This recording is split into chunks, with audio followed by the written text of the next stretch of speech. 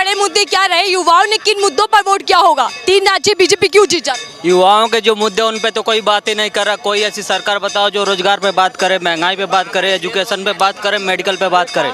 हमारे कोई ऐसे देश में, हमारे देश में किसी के पास ऐसा सिस्टम है, कोई एक आम, मतलब किसी पार्टी की बात नहीं कर रहा हूँ, एक आम आदमी बीमार पड़ जाए तो कोई सरकार उसके लिए कोई मदद कर रही है। बाकी और बहुत सारे हमसे गरीब देश हैं, केन्या, अफ्रीका में से देश हैं जहाँ पे मेडिकल सिस्टम ऐसा है कि अगर एक आम आदमी बीमार पड़ जाता है तो गवर्नमेंट उसका कम से कम आधा जो मेडिकल का खर्च आता है उसको वहन करता है। क्या हमारे देश में ऐसा है?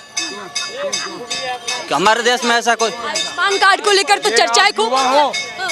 आप युवा हो, हमारे देश की 65% आबादी युवा है। हाँ बिल्कुल, है ना? चाइना की 55% आबादी। हम भारत की बात कर रहे हैं सर। भारत में वो पूछे कि कोई सरकार उनके लिए काम कर रहे हैं नहीं। भारत को आयुष्मान कार्ड योजना कांग्रेस लेकर, बीजेपी लेकर आई केंद्र में। एक बार आप रिसर्च करके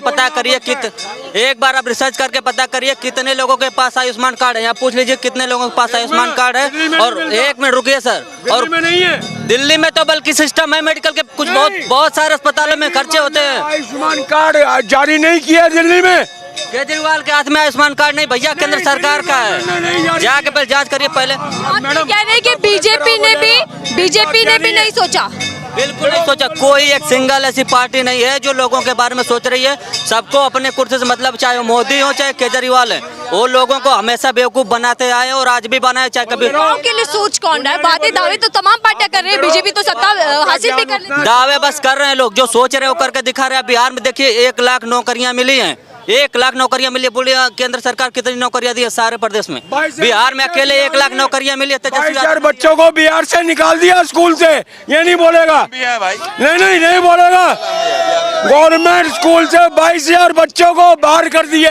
ये बोले ये किसने निकाल दिया? कौन उसके लिए जिम्मेदार? किसने निकाल दिया बच्चों को? बिहार के सरकारी स्कूल से 22,000 बच्चे बाहर निकल गए।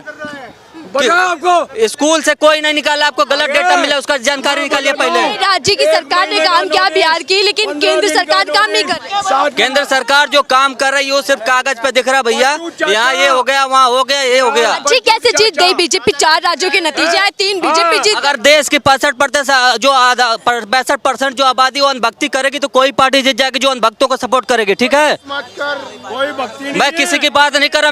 मैं किसी कोई मोदी कुछ नहीं है। ये अज्ञान। युग पुरुष है, आपने बताया था मोदी जी तो युग पुरुष है, अब उनका युग चल रहा है। वही एक युग पुरुष है जो कभी बोलते हैं भैया कि हमने इतना ये कर दिया, सपोर्ट करूंगा किसी भी पार्टी से, चाहे मोदी जोगी कोई भी हो। मैं कभी एक बार बोला कि नहीं मैं राहुल गांधी का सपोर्ट करूँ, मैं किसी का नहीं कर रहा हूँ।